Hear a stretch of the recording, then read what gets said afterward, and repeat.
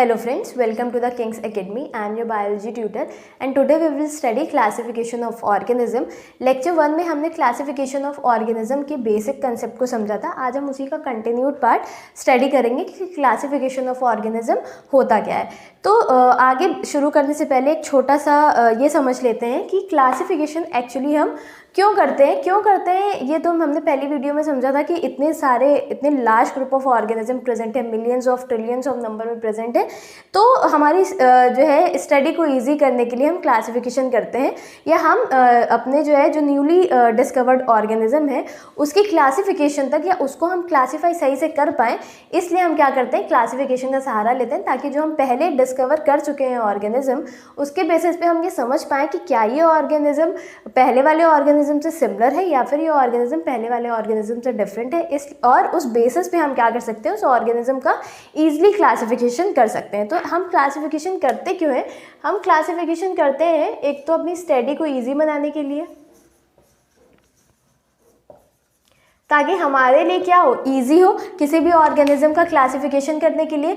अगर हम शुरू से शुरू करेंगे हर एक ऑर्गेनिज्म का क्लासिफिकेशन तो हमारे लिए डिफ़िकल्ट होगा. लेकिन अगर किसी भी फॉर्मेट में वो पहले वाले जितने भी डिस्कवर हो चुके हैं ऑर्गेनिज्म वो एक पाइलअप फॉर्म में हमारे पास प्रेजेंट है, एक बुकिश फॉर्म में या किसी रिकॉर्ड के फॉर्म में हमारे पास प्रेजेंट है, तो हम क्या करेंगे बाकी जो भी हमने नया ऑर्गेनिज्म, प्लांट, एनिमल या फिर कोई भी इंसेक्ट डिस्कवर किया है हम उसको आराम से स्टडी कर सकते हैं कि हाँ इसके कैरेक्टर्स जो है पहले वाले ऑर्गेनिज्म से सिमिलर करते हैं या फिर नहीं करते हैं. उस बेसिस पे हम उसका डिवीजन या क्लासिफिकेशन आराम से कर सकते हैं. जो दूसरा पॉइंट आता है वो आता है एनालिसिस. एनालाइज कर सकते हैं हम दो ऑर्गेनिज्म को कि सपोज दो ऑर्गेनिज्म है, हाँ ये ऑर्गेनिज्म जो है ये किस बेसिस पे पिछले वाले ऑर्गेनिज्म से सिमिलरिटी जो है ये सिमिलर है या किस बेसिस पे ये पिछले वाले ऑर्गेनिज्म जो पहले डिस्कवर हो चुके हैं उनसे डिफरेंट है. उस बेसिस पे हम दो ऑर्गेनिज्म्स की एनालिसिसमेंट कर सकते हैं. इसलिए भी हमारे लिए क्लासिफिकेशन ज़रूरी होता है. जो थर्ड पॉइंट होता है वो है टाइम सेव. हमारा टाइम भी बचता है क्योंकि हमने पहले से क्लासिफिकेशन के रिकॉर्ड रखे हुए हैं, इसलिए हमें पता चल जाएगा कि कौन सा ऑर्गेनिज्म किस कैटेगरी में फॉल करेगा. एंड फोर्थ वन है हमारी बायोडाइवर्सिटी को समझने के लिए.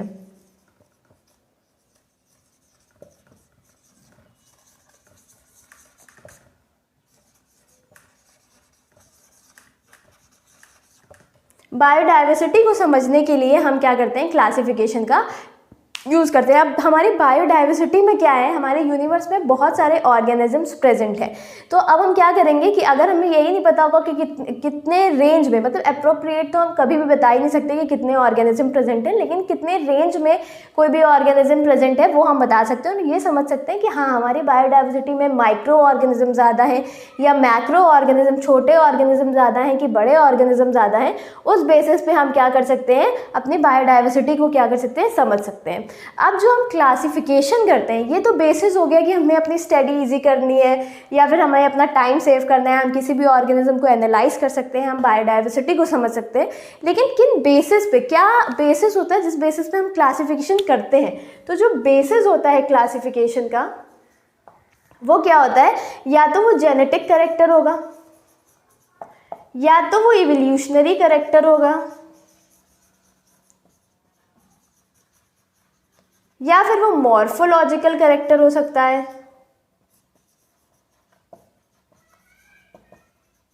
और या तो वो क्या हो सकता है, इंटरनल कैरेक्टर भी हो सकता है.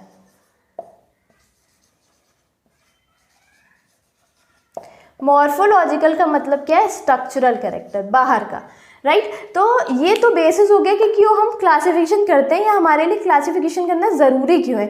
लेकिन हम किस बेसिस पे क्लासिफिकेशन करेंगे? हो सकता है कि कोई भी दो ऑर्गेनिजम्स हैं, सपोज वो जेनेटिकली एक दूसरे से सिमिलर है, यानी कि उनके जो जीन्स हैं उसमें कहीं ना कहीं सिमिलैरिटी है, तो उस बेसिस पे हम क्लासिफिकेशन कर सकते हैं. सपोज किसी भी ह्यूमन्स की हम बात कर लें तो किसी भी ह्यूमन की वाइट आई है मेल की एंड फीमेल की ब्लू आई है, एंड तो चाइल्ड हुआ उसकी कौन सी हुई, उसकी ग्रीन आई हो गई, राइट. तो अब क्या है कि हमें पता तो नहीं है कि ये जो वाइट आई है एंड ये जो आपकी ब्लू आई है, ये क्या सिमिलरिटी, कौन सी सिमिलरिटी दिखा रही है। तो हम जेनेटिकली वाइज अगर इसको स्टडी करते हैं, जेनेटिक्स में स्टडी करते हैं, तो हम ये देखते हैं कि हाँ, ये दोनों जब जीन्स या क्रोमोसोम्स मिलेंगे तो माइट भी पॉसिबिलिटी है कि जो ऑफस्प्रिंग है उसकी कौन सी आई हो जाए, ग्रीन आई हो जाए। तो ये जेनेटिक बेसिस हो जाएगा कि हाँ, जीन्स में कुछ चीज़ें प्रेजेंट होती हैं जो हम ऐसे नहीं समझ सकते कि इस बेसिस पे, यानी कि मॉर्फोलॉजिकल कैरेक्टर के बेसिस पे हम नहीं समझ सकते, हम जेनेटिकल बेसिस के कैरेक्टर पे समझ सकते हैं।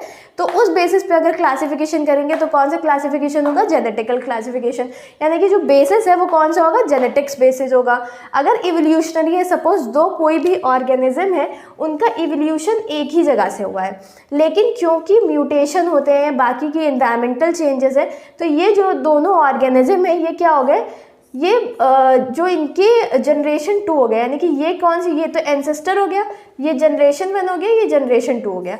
तो क्योंकि बहुत सारा इवोल्यूशन होता है, तो हो सकता है यहाँ पे इवोल्यूशन हुआ, यहाँ पे म्यूटेशन हुआ या चेंजेस हुए, तो इनके जो ऑफस्प्रिंग थे उनमें बहुत से चेंजेस आ गए in comparison to this ancestor 1। इस एंसेस्टर से और ये जो ऑफस्प्रिंग है जनरेशन 2 के, उन दोनों में बहुत डिफरेंस हो गया। तो क्या होगा, अब हम कहीं ना कहीं कुछ ना कुछ बेसिस तो मिलाएंगे कि क्या ये कोई भी पहले डिस्कवर्ड ऑर्गेनिज्म से सिमिलरिटी है कि नहीं है। तो जितना भी म्यूटेशन होगा, लेकिन कुछ ना कुछ बेसिस ज़रूर होगा, कुछ ना कुछ सिमिलैरिटीज़ ज़रूर होंगी, जिसके बेसिस पे हम ये पता कर सकते हैं कि ये जो जनरेशन 2 के ऑफस्प्रिंग है, क्या वो एंसेस्टर से मैच करते हैं या नहीं करते हैं। तो इस बेसिस पे अगर हम डिवीजन करते हैं या क्लासिफिकेशन करते हैं, तो वो कौन से बेसिस में, कौन से कैरेक्टर्स के बेसिस पे आ जाएगा, इवोल्यूशनरी कैरेक्टर, यानी कि इन दोनों ऑर्गेनिजम्स का भले ही अपने एंसेस्टर से कितने भी अलग दिखते हो, लेकिन क्या है, इनका जो ओरिजिन है, ओरिजिनल एंसेस्टर है, वो क्या है, एक ही है। सपोज ये वाला जो ऑर्गेनिज्म है, ये वाले जो ऑर्गेनिज्म है, या ये दोनों जो ऑर्गेनिज्म है, ऐसा भी हो सकता है कि ये वाला ऑर्गेनिज्म इस वाले ऑर्गेनिज्म से बहुत डिफरेंट हो, या ये वाला ऑर्गेनिज्म इस वाले ही ऑर्गेनिज्म से थोड़ा डिफरेंट हो। तो इस बेसिस पे अब हमें कैसे पता चलेगा कि ये दोनों जो ऑफस्प्रिंग है ये सेम ही फैमिली से बिलोंग करते हैं, क्योंकि इन दोनों ऑर्गेनिज्म में कहीं ना कहीं म्यूटेशन हुआ होगा। अब इन दोनों ऑर्गेनिज्म से इनकी ओरिजिन तो सेम थी, लेकिन क्योंकि इन्वायरमेंटल चेंजेस हुआ, म्यूटेशन हुआ, तो इनके जो ऑफस्प्रिंग निकले उनमें बहुत चेंजेस थे। तो हो सकता हो कि इन दोनों ऑर्गेनिज्म के जो चेंजेस हैं, हो सकता हो कि इन दोनों ऑर्गेनिज्म जो, ये दोनों जो ऑर्गेनिज्म है, वो इन दोनों ऑर्गेनिज्म से बहुत डिफरेंट करते हो, लेकिन इनकी ओरिजिन तो सेम है, इनकी एंसेस्टर तो सेम है। तो कुछ ना कुछ कैरेक्टर्स ऐसे ज़रूर होंगे जिसके बेसिस पे हम ये पता कर सकते हैं कि हाँ, इनका जो एक ओरिजिनल बैकग्राउंड है, या जो इनका इवोल्यूशनरी बैकग्राउंड है, वो क्या है, वो सेम है। तो उस बेसिस पे अगर हम क्लासिफिकेशन करते हैं, तो उसको हम क्या बोलते हैं, इवोल्यूशनरी बेसिस ऑफ क्लासिफिकेशन। अब हम मॉर्फोलॉजिकल कैरेक्टर्स के बेसिस पे कर सकते हैं, यानी कि ऐसे स्ट्रक्चरल कैरेक्टर्स हमने देख लिए, एक्सटर्नल कैरेक्टर्स हमने देख लिए, उस बेसिस पे अगर हम करेंगे तो morphological basis of division classification होगा। लेकिन अगर हमने इंटरनल कैरेक्टर्स के बेसिस पे देखा, सपोज हम रिप्रोडक्शन के बेसिस पे देख रहे हैं या किसी और बेसिस पे देख रहे हैं, तो ये क्या होगा, ये आपका internal character of basis of classification हो जाएगा। तो ये जो हम करते हैं, ये इसलिए करते हैं ताकि हमारी स्टडी हमें करने में ईजी हो जाए। हम क्लासिफिकेशन करते क्यों हैं, ताकि हमारी स्टडी हमें करने में ईजी हो जाए, हम एनालाइज कर पाएँ किसी भी ऑर्गेनिज्म को। अगर हमें कंपेयर करना हो किसी भी दो ऑर्गेनिज्म को, तो हमारे लिए ईजी हो, हमारा टाइम सेव हो और हमारी बायोडाइवर्सिटी को हम समझ सके। लेकिन बेसिस क्या होता है क्लासिफिकेशन करने का, वो जेनेटिकल बेसिस है, इवोल्यूशनरी है, मॉर्फोलॉजिकल है एंड इंटरनल कैरेक्टर्स के बेसिस पे हम इसका क्लासिफिकेशन करते हैं। अब ये तो हुआ बेसिस ऑफ क्लासिफिकेशन। अब आता है कि किन क्राइटेरियाज पे हम क्लासिफिकेशन एक्चुअली करते हैं। तो प्रीवियस वीडियो में मैंने आपको बताया था कि जो क्लासिफिकेशन के बेसिक कैरेक्टर्स हैं या बेसिक क्राइटेरिया है, वो कौन कौन से हैं। डोमेन है, kingdom, phylum, class, order, family, genus and species. तो जो पहला आता है वो है डोमेन, फिर आता है किंगडम, देन फाइलम या फिर division, then class, order, genus and species. Right. तो ये हमारे क्राइटेरियाज हैं, कैटेगरीज हैं जिस पे हम डिवीजन करते हैं किसी भी ऑर्गेनिज्म का, चाहे वो प्लांट हो या फिर वो एनिमल हो, इन्हीं बेसिस पे हम डिवीजन करते हैं। तो जो डोमेन होते हैं वो हमारे 3 तरीके के डोमेन होते हैं। एक तो बैक्टीरिया होता है, दूसरा आर्किया होता है और तीसरा होता है यूकैरियोट्स। राइट, बैक्टीरिया होगा, आर्किया होगा और यूकैरियोट्स होगा। जो बैक्टीरिया होता है वो हमारे कौन से ऑर्गेनिजम्स होते हैं जिनमें ट्रू न्यूक्लियस नहीं प्रेजेंट होगा, जिनमें मेम्ब्रेन बाउंड ऑर्गेनेल्स नहीं प्रेजेंट होंगे। कुछ एक्सेप्शंस इसमें आते हैं। आर्किया में तो बिल्कुल भी ट्रू न्यूक्लियस और जो है मेम्ब्रेन बाउंड ऑर्गेनेल्स नहीं प्रेजेंट होते हैं। लेकिन यूकैरियोटिक्स जो होते हैं इनमें ट्रू न्यूक्लियस भी प्रेजेंट होते हैं और मेम्ब्रेन बाउंड ऑर्गेनेल्स भी प्रेजेंट होते हैं। तो बहुत से यूकैरियोटिक्स में जो है वो हायर जो एनिमल्स या हायर ग्रेड्स ऑफ प्लांट आते हैं जिनमें ट्रू न्यूक्लियस और आपके मेम्ब्रेन बाउंड ऑर्गेनेल्स प्रेजेंट होंगे। मेम्ब्रेन बाउंड ऑर्गेनेल्स कौन से होते हैं, जैसे कि हमारा गोल्गी बॉडी है जो, हाँ, और ट्रू न्यूक्लियस है, क्योंकि ये जो आर्किया होते हैं और बैक्टीरिया होते हैं, मेजॉरिटी में क्या होता है, आर्किया में तो मैक्सिमम में होता है, लेकिन बैक्टीरिया में कुछ एक्सेप्शंस भी हैं, उसमें ट्रू न्यूक्लियस नहीं प्रेजेंट होता है। उसमें क्या स्यूडो न्यूक्लियस जिसको हम कहते हैं या फॉल्स न्यूक्लियस जिसको कहते हैं, वो न्यूक्लियस की तरह होता तो है बट एक्चुअली वो न्यूक्लियस, ट्रू न्यूक्लियस नहीं होता है। तो इसमें आर्किया में ट्रू न्यूक्लियस और बैक्टीरिया में ट्रू न्यूक्लियस नहीं मिलेगा, लेकिन मेम्ब्रेन बाउंड ऑर्गेनेल्स भी नहीं मिलेंगे, नहीं पाए जाते हैं, ठीक है, उन ऑर्गेनिजम्स में। लेकिन ये जो यूकैरियोटिक है इसमें हमें ट्रू न्यूक्लियस भी मिलेगा और इसमें हमें मेम्ब्रेन बाउंड ऑर्गेनेल्स भी मिलेंगे। तो जो हमारा डोमेन है वो 3 क्राइटेरियाज में डिवाइडेड है, एक बैक्टीरिया, दूसरा archaea and third one is eukaryotes. जो सेकंड हमारा आता है दैट इज किंगडम। अब किंगडम क्या होता है, अच्छा, इसको एक तरीके से और समझ सकते हैं, जैसे कि हमारा एक रूम है, उसमें बहुत सारे एनिमल्स भी हैं, प्लांट भी हैं, ह्यूमन बींग्स भी हैं, ठीक है, छोटे छोटे ऑर्गेनिजम्स भी हैं, बड़े बड़े ऑर्गेनिजम्स भी हैं। तो हम डोमेन को कैसे समझ सकते हैं कि हमने कैसे डिवाइड कर दिया उन सारे लोगों को।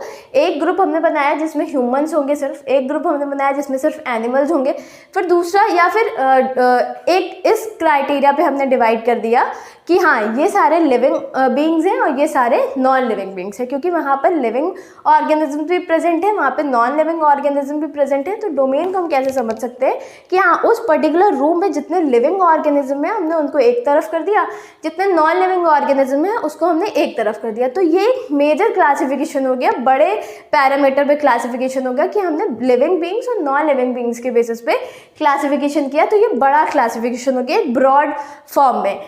फिर किंगडम आया। अब किंगडम को कैसे समझते हैं, किंगडम को ऐसे समझ सकते हैं कि हाँ जो लिविंग ऑर्गेनिजम्स हैं उसमें भी कौन से ह्यूमन बींग्स हैं, कौन से एनिमल्स हैं, कौन से प्लांट हैं, इस बेसिस पे अगर हम डिवीजन करते हैं तो वो क्या हो जाता है, किंगडम हो जाता है। तो हमारा जो किंगडम होता है वो कुछ 5 टाइप्स ऑफ किंगडम होता है, 5 टाइप्स ऑफ किंगडम होता है। इसको हम ब्रॉडली अभी लेते हैं, पहले हम फाइलम और डिवीजन भी समझ लेते हैं। तो किंगडम क्या होता है, हमारे 5 टाइप्स ऑफ किंगडम होते हैं, अभी इसको हम अलग से लेंगे, फाइलम और डिवीजन। अब हमने ये 2 क्यों लिखा, फाइलम कब यूज होता है, जब हम किसी एनिमल का क्लासिफिकेशन कर रहे होंगे तो हम उस टाइम अगर जिस टर्म का यूज करेंगे वो होता है फाइलम। लेकिन अगर हम किसी प्लांट का क्लासिफिकेशन कर रहे होंगे तो हम उस टाइम जो टर्म का यूज़ करते हैं दैट इज डिवीजन। इसके बाद हमारा क्लास आता है, देन ऑर्डर आता है, देन फैमिली आता है, उसके बाद जीनस आता है और फिर क्या आता है, स्पेशीज, राइट। तो इस बेसिस पे हम किसी भी ऑर्गेनिज्म का डिवीजन या क्लासिफिकेशन करते हैं। अब हम समझते हैं कि किंगडम 5 टाइप्स के जो होते हैं वो कौन कौन से होते हैं।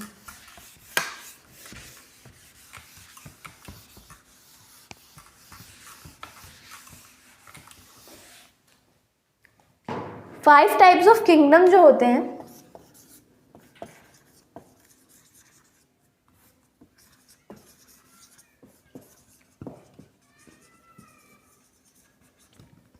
वो कौन कौन से होते हैं। एक तो होता है प्रोटेस्टा, दूसरा होता है Monera, third is plant Animalia, Plantae,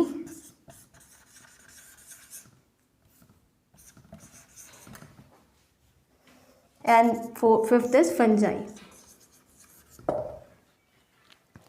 1 2 3 4 5, हाँ राइट। तो ये प्रोटेस्टा होता है, मोनेरा होता है, एनिमिलिया होता है, प्लांटी होता है, फंजाई होता है। इन 5 किंगडम्स में हमारा जो है किंगडम डिस्ट्रीब्यूटेड है। और ये जो 5 किंगडम ऑफ क्लासिफिकेशन है ये दिया किसने था? Given by R.H. विटेकर। ये किसने दिया था? R.H. विटेकर ने दिया था 5 किंगडम ऑफ क्लासिफिकेशन। और ये 5 किंगडम है कौन कौन से? This is Protista, Monera, Animalia, Plantae and fungi, right. Protista जो होता है वो हमारे प्रिमिटिव टाइप ऑफ ऑर्गेनिजम्स होते हैं। उसके बाद मोनेरा आता है। एनिमिलिया में क्या आते हैं? जो एनिमल्स होते हैं, जितने भी एनिमल्स हैं वो हमारे एनिमिलिया में आएंगे। प्लांटी में प्लांट्स आएंगे। और फंजाई में कौन आता है? फंगस। जो भी फंगस फैमिली की है वो हमारी सब किस में आएगी? फंजाई में आएगी, राइट। तो अब हम इसके बाद लेते हैं कि क्या बेसिस होता है क्लासिफिकेशन का। ये तो 5 किंगडम क्लासिफिकेशन हो गया जो कि R.H. विटेकर ने दिया था। अब हम क्या करेंगे? जो प्रोटेस्टा प्रिमिटिव ऑर्गेनिज्म होते हैं उसको हम प्रोटेस्टा के अंदर रख देंगे। जो उसके बाद होंगे वो मोनेरा के अंदर, एनिमल सारे एनिमिलिया के अंदर आएंगे, फिर प्लांटी के अंदर सारे प्लांट्स आएंगे एंड फंजाई के अंदर सारी फंजाइज आएंगी, राइट। अब हम क्लासिफिकेशन करते कैसे हैं ये देखते हैं। अब हम देखते हैं कि क्लासिफिकेशन एक्चुअली हम करते कैसे हैं, किस बेसिस पे। तो 2 एग्जाम्पल्स यहाँ पे लिए हैं मैंने। एक लिया है प्लांट का और एक लिया है एनिमल का, राइट। तो ये किसका क्लासिफिकेशन है? ये है मैंगो का क्लासिफिकेशन। और ये किसका क्लासिफिकेशन है? ये है कॉकरोच का, राइट। तो हम पहले प्लांट का क्लासिफिकेशन देखते हैं। किंगडम हमने क्या लिया? प्लांटी, क्योंकि हम प्लांट्स का क्लासिफिकेशन कर रहे थे इसलिए हमने किंगडम प्लांटी लिया। देन डिवीजन हम क्या लेते हैं? एंजियोस्पर्मिक। एंजियोस्पर्मिक जितने भी फ्लावरिंग प्लांट होते हैं उनको हम जिस कैटेगरी में रखते हैं वो होते हैं एंजियोस्पर्म्स। तो इसलिए डिवीजन क्या हो गया? हमने डिवीजन का यूज़ क्यों किया? क्योंकि हम प्लांट का क्लासिफिकेशन कर रहे हैं, इसलिए हम फाइलम का यूज़ नहीं करेंगे बल्कि हम किसका यूज़ करेंगे? डिवीजन का यूज़ करेंगे, राइट। तो डिवीजन क्या है? एंजियोस्पर्मिक है। क्लास क्या है? डाइकोटिलिडन्स है, क्योंकि इसमें 2 कॉटिलिडन्स होते हैं इसलिए डाइकोटिलिडन्स। ऑर्डर सैपनीडेल्स है। फैमिली इसकी अनारकैडेसी है। जीनस जो है वो मैग्नीफेरा है। स्पेशीज जो है वो इंडिका है। तो ये जो मैग्नीफेरा और इंडिका है ये किसका साइंटिफिक नेम हो जाएगा? ये मैंगो का साइंटिफिक नेम हो जाएगा। Mangifera indica is the scientific name of mango. Mango को अगर हम साइंटिफिक टर्म में बोलेंगे या कोई साइंटिफिक टर्म में हमसे नाम पूछता है मैंगो का तो वो क्या हो जाएगा? Mangifera indica, right. तो इस बेसिस पे हमने किसका क्लासिफिकेशन किया? मैंगो का, या मैंगो प्लांट का क्लासिफिकेशन किया कि वो प्लांटी में आता है, एंजियोस्पर्मिक प्लांट है, डाइकोटिलिडन है, सैपनीडेल है, फैमिली उसकी अनारकाडेसी है, genus Mangifera and species indica. अब जो मैंने यहाँ पे अंडरलाइन किया है ये क्यों किया है? तो जब भी हम किसी साइंटिफिक नेम को लिखते हैं, किसी भी साइंटिफिक, किसी भी प्लांट का, एनिमल का, बैक्टीरिया का, इंसेक्ट, किसी का भी साइंटिफिक नेम अगर हम लिखेंगे तो क्या करते हैं? जो पहला लेटर होता है इस साइंटिफिक नेम का, जो फर्स्ट लेटर होता है वो हमेशा कैपिटल होगा, बाकी पूरा हम रनिंग हैंड राइटिंग में लिख देंगे, राइट। मैग्नीफेरा पहला हमने कैपिटल लेटर लिखा, बाकी हमने रनिंग हैंड राइटिंग में लिखा। अगर हम हैंड रिटन लिख रहे हैं यानी कि हाथों से अगर नाम लिख रहे हैं, टाइप करके नहीं लिख रहे हैं, प्रिंट नहीं कर रहे हैं, हैंड रिटन है, तो हम इस तरीके से फर्स्ट इनिशियल लेटर जो है वो हमारा क्या होगा? कैपिटल होगा, बाकी रनिंग हैंड राइटिंग होगी नॉर्मल। इसके बाद जो स्पेशीज़ का फर्स्ट लेटर होगा वो स्मॉल होगा, बाकी रनिंग हैंड राइटिंग होगी और दोनों जो नाम होंगे वो सेपरेटली अंडरलाइन होंगे।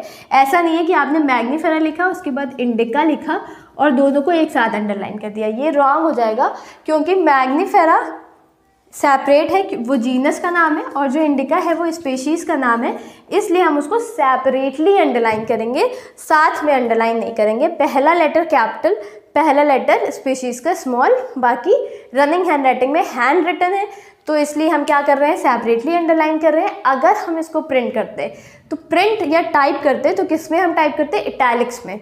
फिर ये नॉर्मली नहीं लिखते, उसको इटैलिक फॉर्मेट में, फॉन्ट में उसको क्या कर देते?